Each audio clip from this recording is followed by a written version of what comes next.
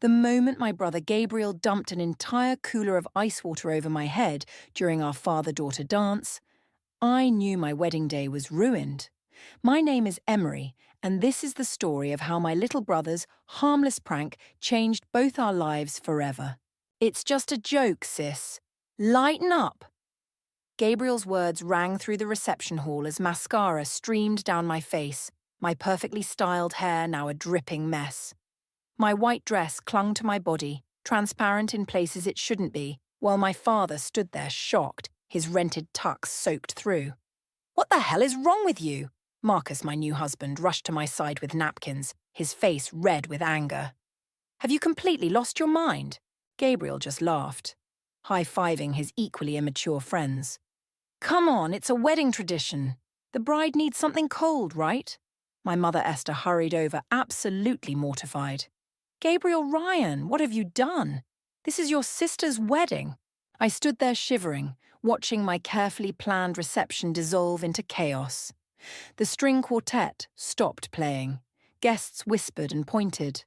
My photographer kept snapping photos, probably thinking she'd struck disaster documentary gold. "I need to change," I managed to say through chattering teeth. My maid of honor rushed me to the bridal suite, but I knew the damage was done. The moment was gone. The father-daughter dance I'd dreamed of since I was little, the one Dad had been practicing for weeks despite his bad knee, was ruined. When I emerged in my backup dress, thank God I'd listened to my wedding planner about having one, Gabriel was still there, now working on his fourth beer. "Hey, you look great," he called out, raising his glass. "See? No harm done." I walked straight up to him, my voice steady despite the storm raging inside me. "You've pulled a lot of stunts over the years, Gabriel, but this is different." He rolled his eyes. "Oh, please, you're being dramatic. It was funny. Even Dad laughed." Dad didn't laugh. He was embarrassed. Everyone was embarrassed. But you wouldn't notice because you never notice how your actions affect others. "Whatever," he scoffed, turning back to the bar. "You've always been too serious. Life's a joke, sis. Learn to laugh." I grabbed his arm, forcing him to look at me. "You think this is funny? You think ruining one of the most important moments of my life is a joke?" "Let go." He yanked his arm away, spilling his beer. "Jesus, when did you become such a buzzkill?" Marley, his girlfriend, approached cautiously. "Gabe, maybe we should go. I think you've had enough." "I'm fine," he snapped at her. "Stop mothering me. You're as bad as Emery." I watched Marley's face fall, saw the familiar pain in her eyes. How many times had she tried to rein in his destructive behavior? How many times had we all tried? Marcus appeared beside me, his hand steady on my lower back. "I think it's time for you to leave, Gabriel. You've done enough damage for one day." "Fine." Gabriel stumbled slightly as he stood. "I don't need this shit." "Come on, Marley." As they left, I heard them arguing in the parking lot, their voices carrying through the open doors. Another relationship Gabriel seemed determined to destroy. "I'm so sorry, honey." My mother hugged me, her voice breaking. "I don't know what's gotten into him lately." But I knew. This wasn't new. This was Gabriel, doing what he'd always done, making everything about him, consequences be damned. Only this time he'd gone too far. Later that night, as Marcus and I slow danced to make up for the ruined father-daughter dance, I made a decision. Gabriel needed to learn that actions have consequences. Real ones. Not the kind that could be laughed off or dismissed with a wave of his hand. "You're thinking about Gabriel," Marcus said softly, reading my expression. "He needs to understand what he did today. Really understand." Marcus pulled back slightly, studying my face. "What are you planning?"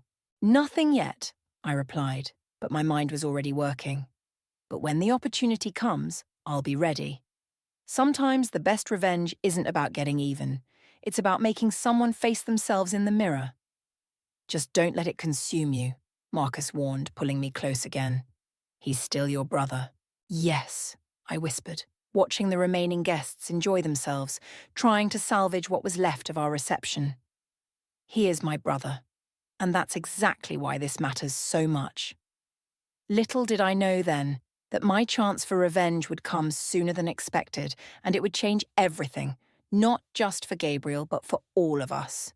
3 weeks after the wedding disaster, at exactly 2:17 a.m., our doorbell started ringing non-stop.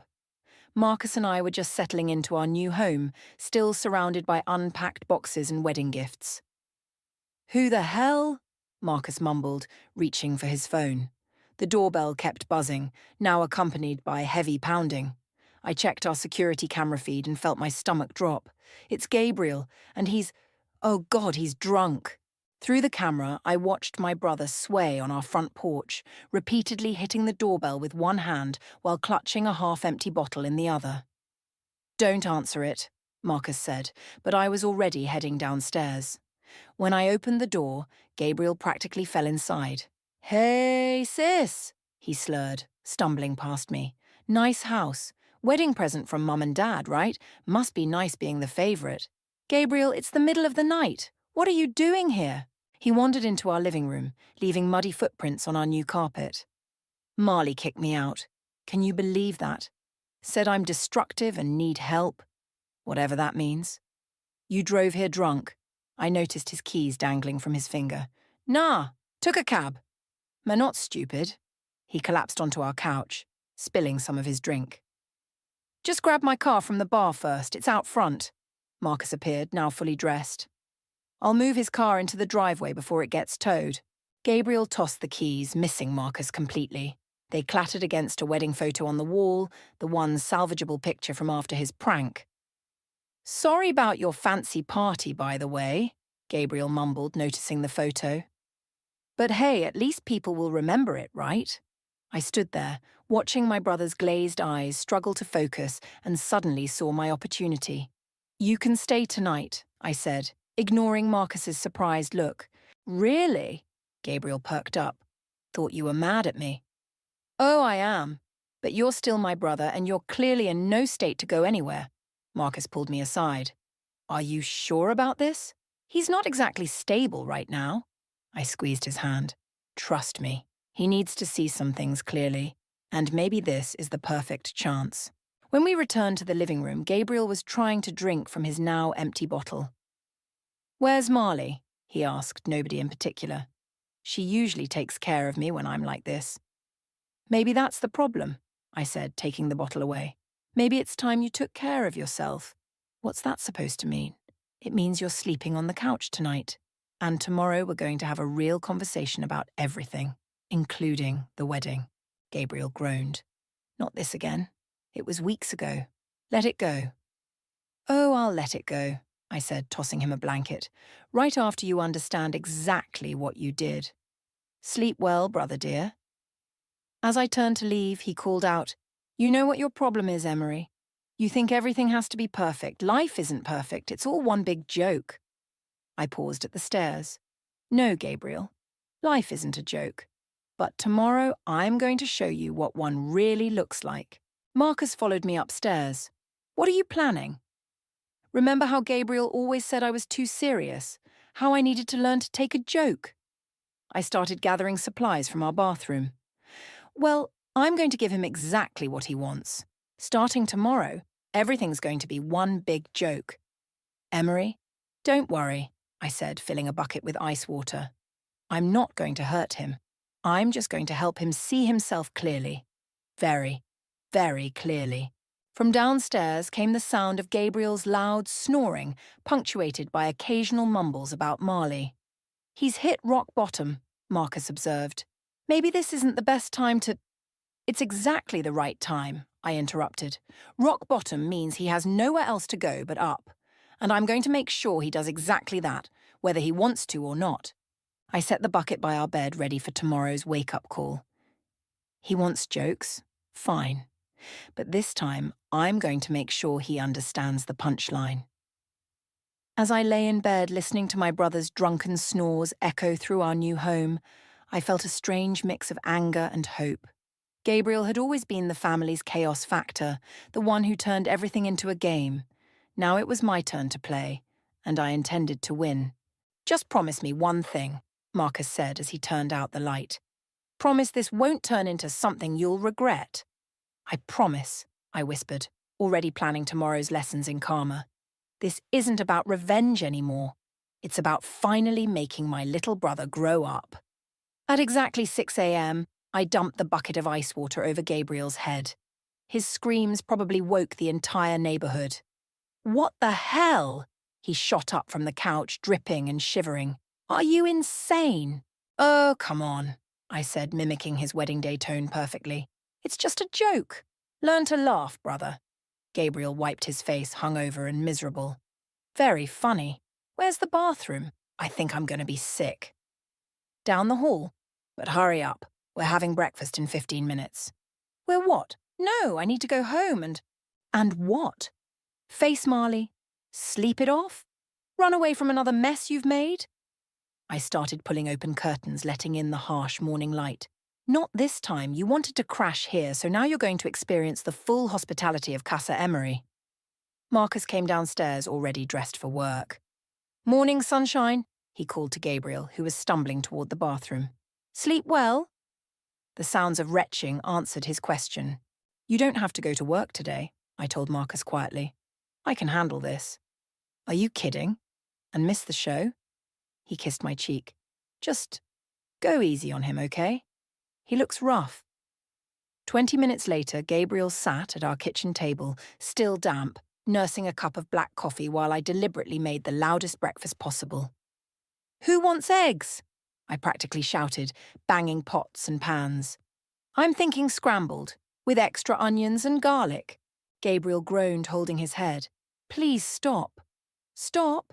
But I'm just getting started.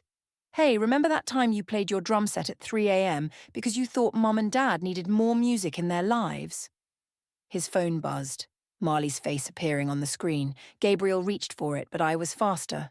Hello, Marley, you're on speaker, I announced cheerfully. Gabe?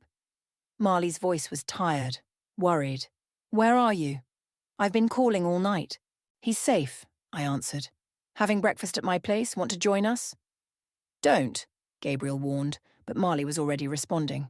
Actually, yes. I think we all need to talk. I'll be there in 20 minutes. Gabriel slumped in his chair. Why are you doing this to me? Doing what? Being helpful?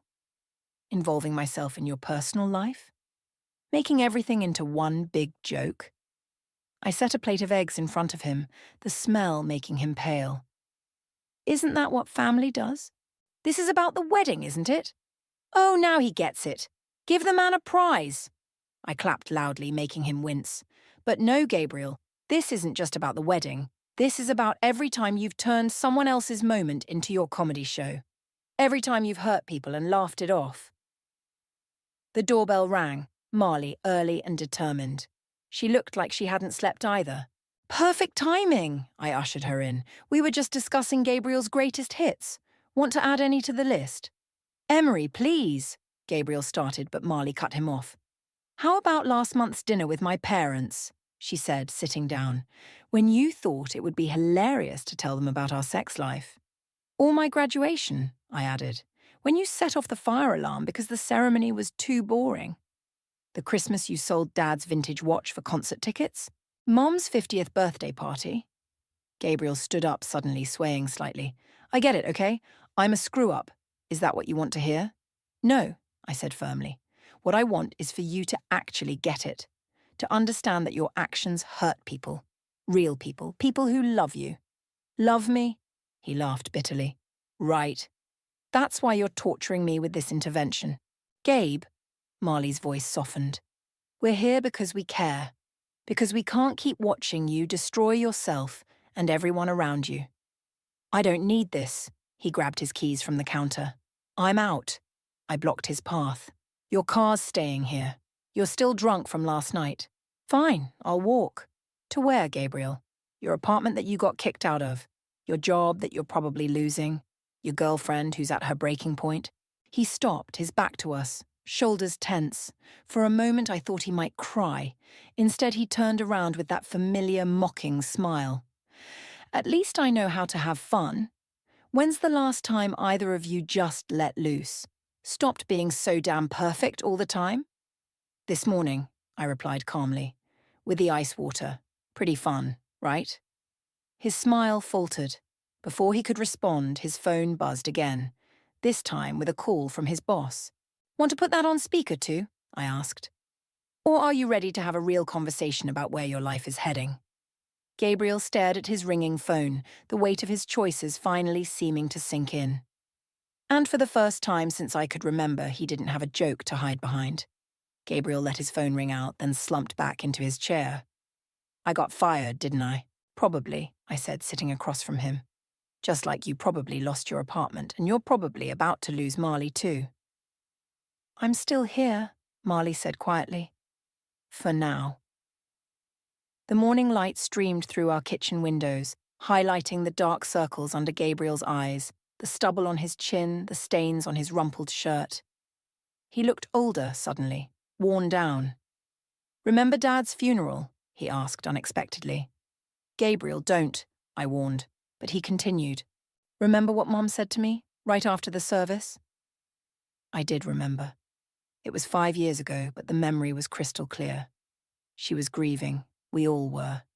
She said I was just like him, that I'd end up just like him. Gabriel's laugh was hollow. "Guess she was right." Marley looked confused. "Like your father. I thought he was a successful businessman." "On paper, sure." Gabriel's voice was bitter. "Great provider, perfect family man. Except for his little secret. Want to tell her, Emery? Or should I?" I closed my eyes, feeling the old pain resurface. Dad had a gambling problem. He hid it well, but it nearly bankrupted us several times. Mum spent years covering for him, paying off debts. And he turned everything into a joke, Gabriel added. Sound familiar? Every crisis, every close call, it was all just one big game to him. Until it wasn't. "The heart attack," I said softly.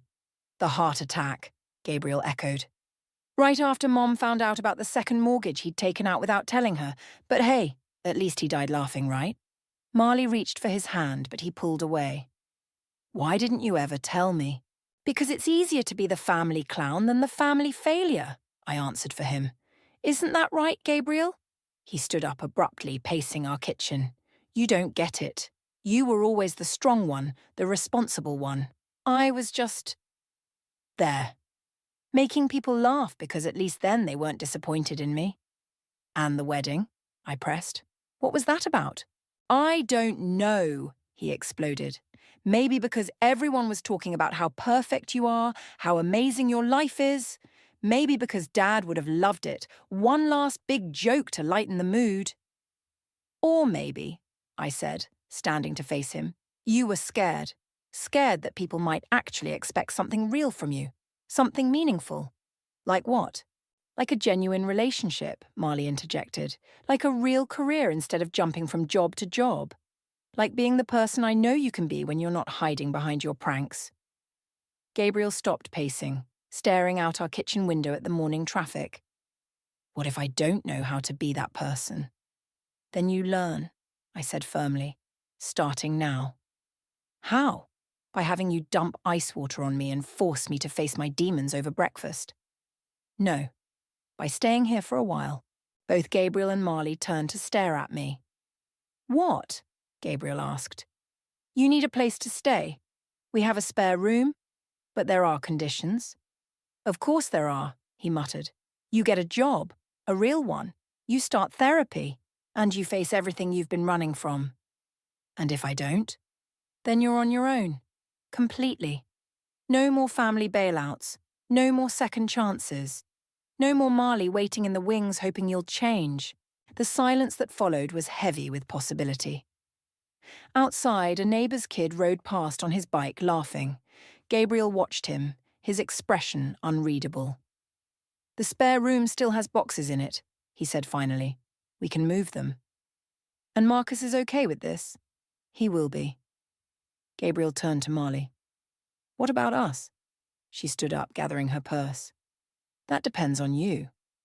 "I love you, Gabe, but I can't keep loving someone who doesn't love himself enough to change." As she headed for the door, she paused. "Call me when you're ready. Really ready." After she left, Gabriel and I stood in silence, the weight of the morning's revelations hanging between us. "I'm not him," Gabriel said suddenly. "Dad, I don't want to be him." "Then don't be," I replied. Be better. He picked up his coffee cup, now cold, and stared into it like it held answers. The spare room? Does it at least have a bed? It will by tonight. And the ice water wake-up calls? Only when you deserve them.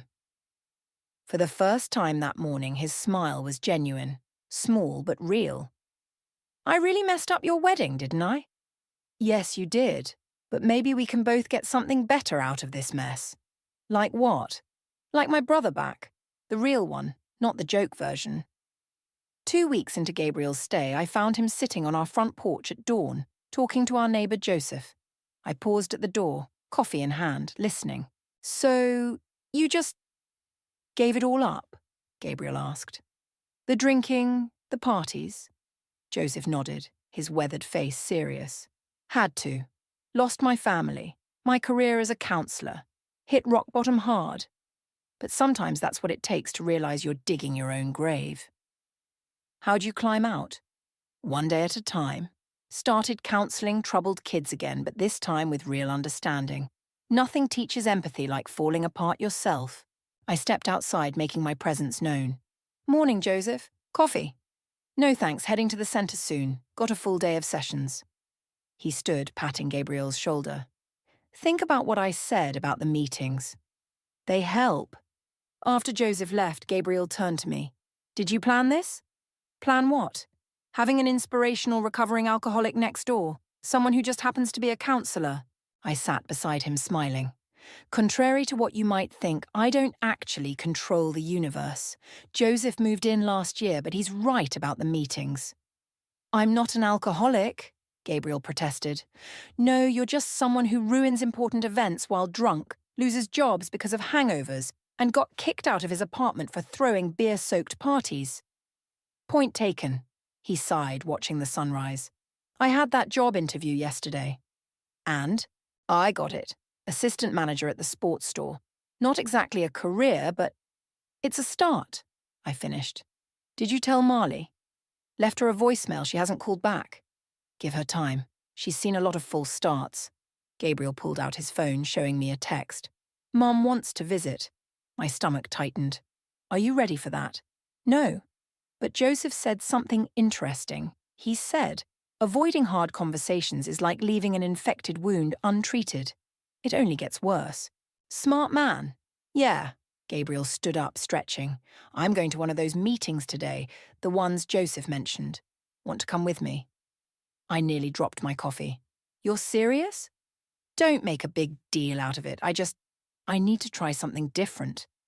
Being the family clown isn't working anymore. Later that evening, after the meeting, we sat in my kitchen. Gabriel was unusually quiet, pushing his food around his plate. You okay? I asked. They all had stories. The people at the meeting, about hitting bottom, losing everything. And the whole time I kept thinking, what? That could have been Dad, if he'd gotten help, faced his demons instead of joking them away. Maybe he'd still be here. Marcus, who'd been silently supportive through all of this, spoke up. You can't change the past, Gabriel, but you're changing your future. That matters. I saw Marley today, Gabriel said suddenly. After the meeting, she was at the coffee shop across the street. And she said she's proud of me for trying, but she needs to see real change before... He trailed off, then laughed softly. You know what's funny? For once, I don't feel like making a joke about it. That's progress, I said. Is it? Because it hurts more this way. Everything hurts more when you're not laughing it off. That's how you know it's real, Marcus added. Real change isn't comfortable. Gabriel's phone buzzed, a text from Mom confirming her visit for the weekend. His hand shook slightly as he read it. She doesn't know I'm staying here, he realised, or about the meetings, or Marley. Maybe it's time she did, I suggested. Maybe it's time we all stopped pretending. Like how we pretended with Dad. Exactly like that. Gabriel stood up, walking to our family photo wall. He stopped at the wedding picture, the one showing the aftermath of his prank. I really thought I was being funny, he said quietly. I actually believed I was adding something positive to your day. How messed up is that? Pretty messed up, I agreed, joining him. But you know what's interesting? If you hadn't done that, hadn't pushed me so far, we might not be here now. Sometimes the worst moments lead to the best changes. Is that your way of saying I should thank you for the ice water wake-up call? No, that was just fun. For the first time in weeks, we both laughed.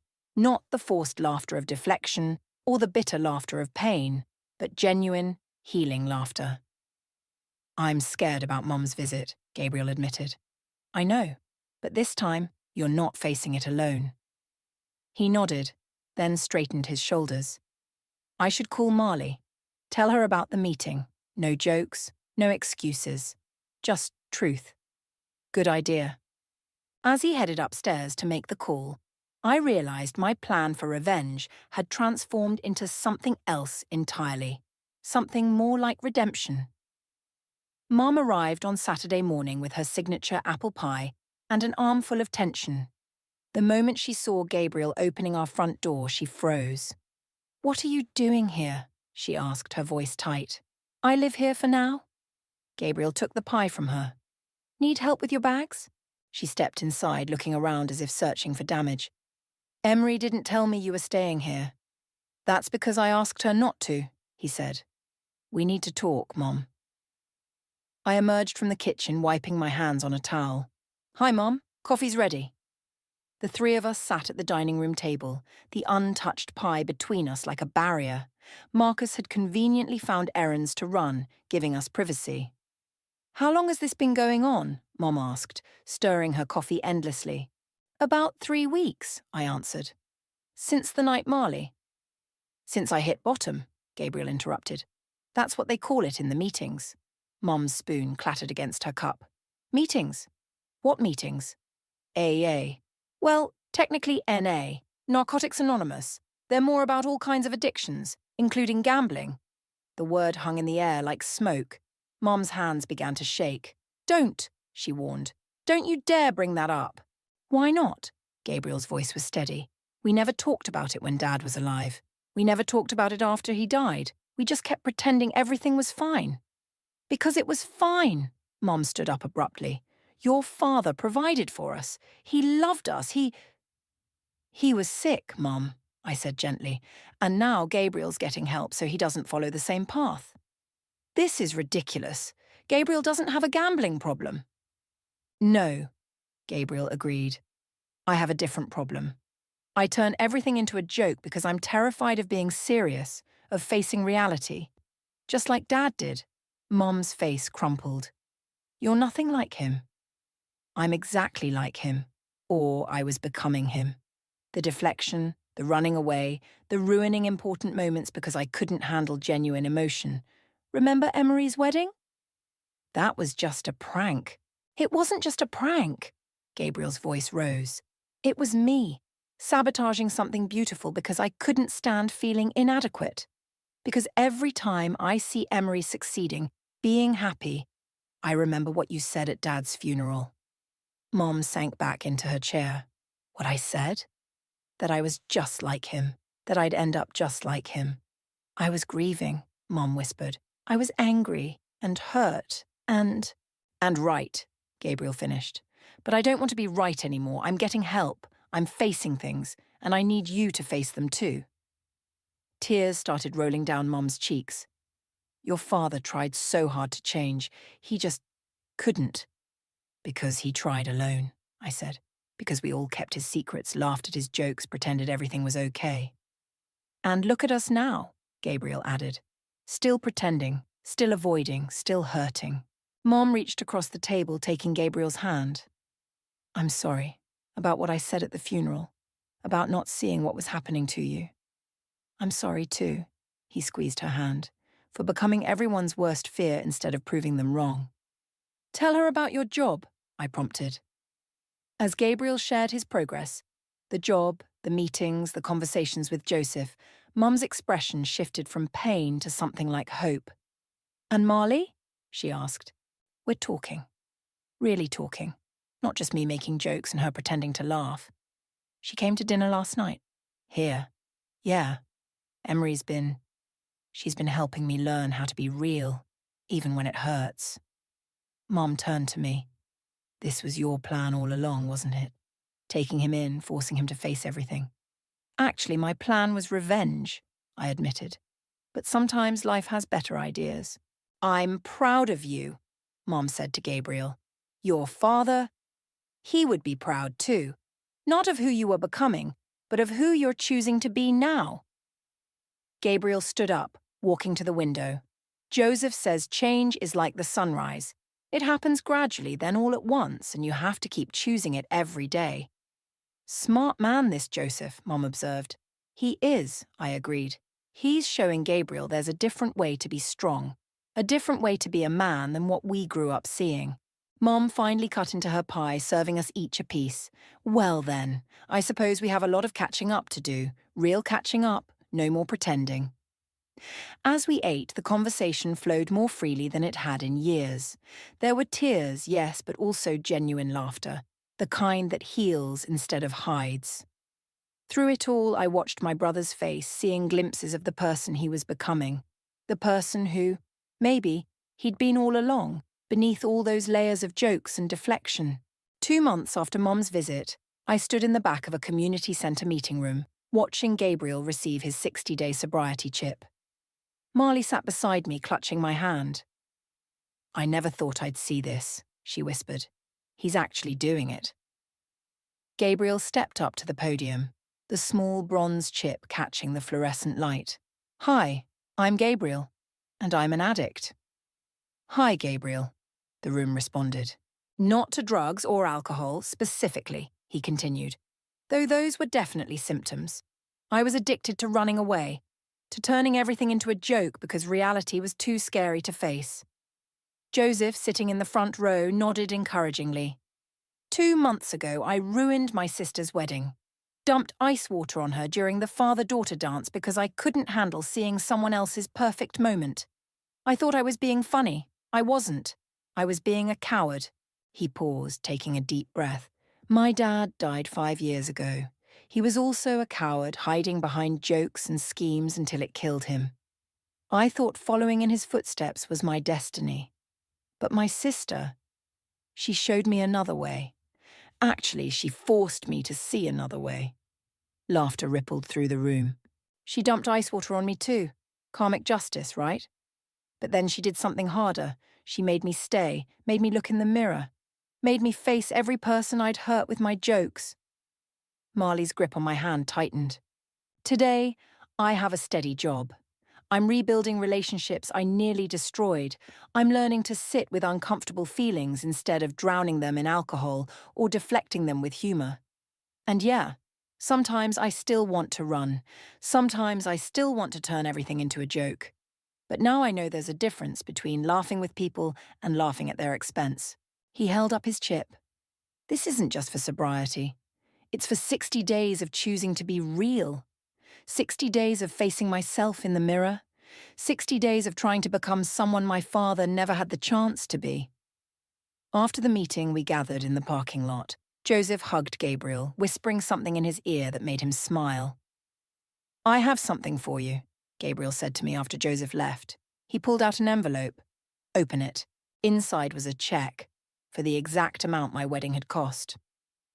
Gabriel, no, I started, but he held up his hand. I've been saving from my new job. Every penny. You and Marcus deserve a do-over. A real wedding without any pranks or drama. We're already married, I reminded him. Then renew your vows. Have the father-daughter dance you deserved. Let me make it right. Marley stepped forward. Actually, I have an idea. Why not use that money for a different kind of celebration? What do you mean? Gabriel asked. She took his hand. I've been thinking. Maybe it's time we had our own wedding. A small one, with just family. Where you can show everyone who you've become. Gabriel's eyes widened. Are you asking me to marry you? I'm asking if you're ready. Really ready. No jokes, no running away, no turning it into something it's not. Gabriel looked at me, then back at Marley. Can I think about it? Not because I don't want to, but because I want to be sure I'm doing it for the right reasons. Marley smiled. That's exactly the answer I was hoping for. Later that night, Gabriel and I sat on my porch much like that morning weeks ago when everything started to change. "I'm not taking the check," I said. "Emery, no, listen. Keep saving it. Build a future with Marley. Or use it for education. Joseph mentioned the counselling programme at the community college." Gabriel was quiet for a moment. "You think I could do that? Help people like Joseph does?" "I think you understand rock bottom in a way most people don't, and you're living proof that people can change. Because you forced me to." "No," I corrected him. "Because you chose to. Every day for 60 days you chose to be better. That's not revenge or karma. That's growth." He pulled out his sobriety chip, turning it over in his hands. "You know what's weird? For the first time in my life, I'm actually proud of myself. Not for being the life of the party or the family clown, but for being real. Dad would be proud too." "Yeah," he smiled softly. "Maybe he's somewhere, watching, learning along with me." A car pulled into Joseph's driveway next door. He waved as he got out, carrying a stack of counselling books. "I think I'm going to take those classes," Gabriel decided. "Not for Marley or for you or even for Dad. For me." "Good." I stood up. "Because that's the only way change sticks, and when you do it for yourself." "Hey, Emery," he called as I headed inside. "Thank you for not giving up on me even when I deserved it." "That's what family does," I replied. "The real kind, not the pretend kind." He nodded, understanding exactly what I meant. The envelope arrived on a Tuesday, addressed in unfamiliar handwriting. Inside was a letter that made me sit down hard on our front steps.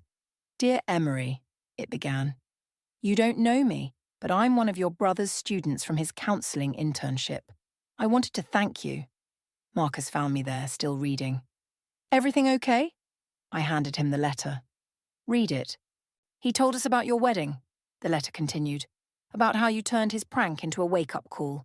About how your revenge became his salvation. Yesterday he helped me find the courage to face my own family after years of running away. He said sometimes the hardest conversations lead to the best changes." "Where's Gabriel now?" Marcus asked. "At the community centre with Joseph. They're running a workshop together." The sound of laughter drew our attention to the street. Gabriel and Joseph were walking up the sidewalk, deep in conversation. "No, see, that's where you're wrong," Gabriel was saying. "Sometimes humour can be therapeutic, if used right. It's about laughing with people, not at them." Joseph spotted us on the steps. "Emery! Perfect timing. Your brother's just revolutionising my entire counselling approach. Someone left this for you." I held up the letter. Gabriel read it, his expression softening. "Jake, he's been struggling with his parents since coming out. We talked yesterday about using honesty instead of anger." "Looks like it worked," I said. "Yeah." Gabriel folded the letter carefully. "You know what's funny? Not ha-ha funny, but life funny. I always thought being serious meant being miserable. Turns out being real just means being whole." "Speaking of being real," Joseph interjected, "shouldn't you be somewhere right now?" Gabriel checked his watch and jumped. "The ring! I have to pick up the ring!" "What ring?" I asked, but he was already running to his car. "The engagement ring," Joseph explained.